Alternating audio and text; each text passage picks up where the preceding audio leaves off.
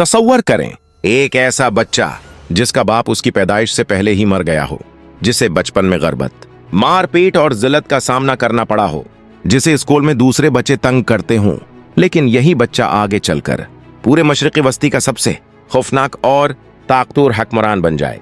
एक ऐसा लीडर जिससे ईरान, अमेरिका और अरब ममालिक तक खौफ खाते थे।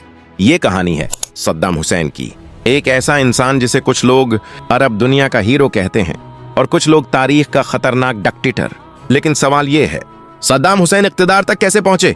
उन्होंने ईरान के खिलाफ जंग क्यों छेड़ी और आखिर उन्होंने कुवैत पर हमला क्यों किया? आज हम सद्दाम हुसैन की पूरी कहानी जानेंगे।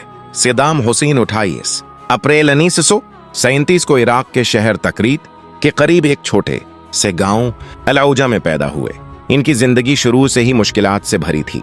उनके पैदा होने से पहले ही इनके वालिद हुसैन अब्दुल मजीद का इंतकाल हो चुका था। इनकी मां सुबह तलफा शदीद जहनी दबाव में चली गई थी। कुछ तारीखी रवायात के मुताबिक उन्होंने खुदकुशी की कोशिश भी की थी। बाद में उनकी मां ने दूसरी शादी कर ली, लेकिन सद्दाम का सोतीला बाप उन्हें सख्ती से मारता था। मारपीट, गरब्त और जल्द, ये सब सद्दाम के बचपन का हिस्सा था। सिर्फ 10 साल की उम्र में सद्दाम घर छोड़कर अपने मामों खैराल्लाह तलफाह के पास बगदाद चले गए। यही वो लम्हा था जहां से उनकी जिंदगी का रख बदलना शुरू हुआ। सद्दाम के मामों एक सख्त कौम प्रस्त और सियासतदान थे। उन्होंने सद्दाम को सियासत की तरफ रागिब किया। इसी दौरान सद्दाम ने एक सियासी जमात जवाइन की, जिसे कहा जाता था बाथ पार्टी। बाथ पार्टी का मकसद था अरब कौम प्रस्ती, सोशलिस्ट तरज हुकूमत, अरब ममालक को मुत्तहद करना। 1959 में बाथ पार्टी ने इराक के वजीर आजम अब्दुल करीम कासिम को कत्ल करने का मंसूबा बनाया। इस हमले में सद्दाम हुसैन भी शामिल थे। बगदाद में वजीर आजम के काफिले पर हमला किया गया। गोलियां चलें, लेकिन अब्दुल करीम कासिम बच गए। उस नाकाम हमले के बाद सद्दाम हुसैन को इराक से फिरार होना पड़ा। वो पहले शाम और फिर मिस्र चले गए। मिस्र में उन्होंने तालीम भी हासिल की और सियासत में मजीद तजुर्बा हासिल किया। 1968 में बाथ पार्टी ने फौज की मदद से इराक में हुकूमत पर कब्जा कर लिया। इस इनकलाब के बाद अहमद हसन अल-बिक्र इराक के सदर बन गए और सद्दाम हुसैन को हुकूमत में एक अहम अहदा दिया गया। असल ताकत आहिस्ता आहिस्ता सद्दाम के हाथ में आती गई। फिर 1979 में सद्दाम हुसैन बाज़ाब्ता तौर पर इराक के सदर बन गए। इक़्तिदार में आते ही उन्होंने एक अहम कदम उठाया। उन्होंने इराक की तेल की सनात को कौमी तहवील में ले लिया। इस फैसले के बाद इराकों की आमदनी बहुत तेजी से बढ़ने लगी। इस पैसे से सद्दाम ने मुफ्त तालीम, जदीद अस्पताल, सड़कें, बिजली, इंफ्रास्ट्रक्चर पूरे इराक में बनवाया। इसी वजह से बहुत से इराकी लोग उन्हें एक मजबूत और कामयाब लीडर समझने लगे। लेकिन दूसरी तरफ उन्होंने अपनी हुकूमत के मुखालिफिन के खिलाफ सख्त कार्रवाइयां भी शुरू कर दें। ईरान इराक जंग क्यों हुई? 1969 में ईरान में एक बड़ा इनकलाब आया। शाह की हुकूमत खत्म हो गई और एक इस्लामी हुकूमत कायम हुई, जिसकी क़ियादत आयत अल्लाह खमीनी कर रहे थे। खमीनी ने ऐलान किया कि इस्लामी इनकलाब को दूसरे ममालिक तक भी फैलाना चाहिए।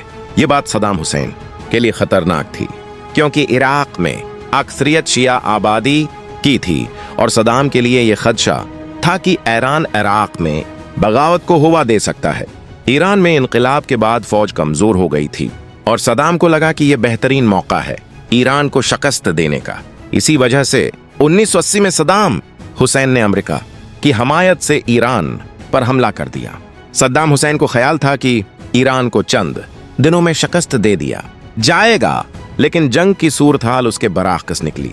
ये जंग 8 साल तक जारी रही और इस जंग में ईरान के तकरीबन 10 लाख लोग मारे गए। ईरान जंग के बाद इराक शदीद माशी बहरान का शिकार हो गया था। इराक पर तकरीबन 80 अरब डॉलर का कर्ज था। यह कर्ज ज्यादातर सऊदी अरब और कुवैत से लिया गया था। सद्दाम ने इन ममालिक से कर्ज माफ करने की दरख्वास्त की, लेकिन उन्होंने इनकार कर दिया। दूसरा मसला तेल की कीमत था। सद्दाम का इल्जाम था कि कुवैत ओपेक के मुकर्ररा कोटे से ज्यादा तेल निकाल रहा है, जिसकी वजह से आलमी मार्केट में तेल की कीमत कम हो रही है। यह इराक के लिए बहुत बड़ा नुकसान था। तीसरी वजह सरहदी तनाज़ा था। सद्दाम का दावी था कि कुवैत दरअसल तारीखी तौर पर इराक का हिस्सा था और बरतानिया ने उसे अलग मुल्क बना दिया। उसी वजह से 2 अगस्त 1990 को इराक ने कुवैत पर हमला कर दिया। सिर्फ 2 दिन में इराकी फौज ने पूरे कुवैत पर कब्जा कर लिया। कुवैत पर हमले के बाद पूरी दुनिया सद्दाम हुसैन के खिलाफ हो गई। अमेरिका ने एक आलमी फौजी इत्तेहाद बनाया जिसे कहा जाता है गल्फ वार कोलिशन। इसी दौरान सद्दाम हुसैन ने इसराइल को भी इस जंग में घसीटने की कोशिश की। 1991 में जब अमेरिका और उसके इत्तेहादी इराक के खिलाफ जंग लड़ रहे थे तो सद्दाम हुसैन ने इसराइल पर मिसाइल हमले शुरू कर दिए। उन्होंने इसराइल के शहरों तल अबीब और हैफा पर स्क्वाड मिसाइल दागे। सद्दाम का मकसद ये था कि अगर इसराइल इस जंग में शामिल हो जाए तो अरब ममालिक जो अमेरिका के साथ इत्तेहाद में शामिल थे वो इसराइल के खिलाफ हो जाएं और इत्तेहाद टूट जाए। लेकिन अमेरिका ने इसराइल पर दबाव डाल कि वो इस जंग में बराह रासत शामिल ना हो। इसी वजह से इसराइल ने जवाबी हमला नहीं किया और अमेरिका की क़ियादत में इत्तेहाद इराक के खिलाफ जंग जारी रहा। चंद हफ्तों में इराक को शिकस्त हो गई और कुवैत आजाद हो गया। गल्फ वार के बाद इराक पर सख्त पाबंदियां लगा दी गईं। अमेरिका और अक़वाम मुत्तहिदा ने इराक पर माशी पाबंदियां आयद कर दें। अन पाबंदियों की वजह से इराक की मईशत शदीद मुतासिर हुई। मुल्क में गरबत, बेरोजगारी और महंगाई बहुत बढ़ गई। लेकिन उसके बावजूद सद्दाम हुसैन तकरीबन 12 साल तक इक़्तिदार में रहे। फिर 2003 में अमेरिका ने एक बार फिर इराक पर हमला कर दिया। अमेरिका का दावी था कि इराक के पास खतरनाक हथियार मौजूद हैं और सद्दाम हुसैन आलमी अमन के लिए खतरा बन चुके हैं। 20 मार्च 2003 को अमेरिका और उसके इत्तेहादियों ने इराक पर हमला शुरू कर दिया।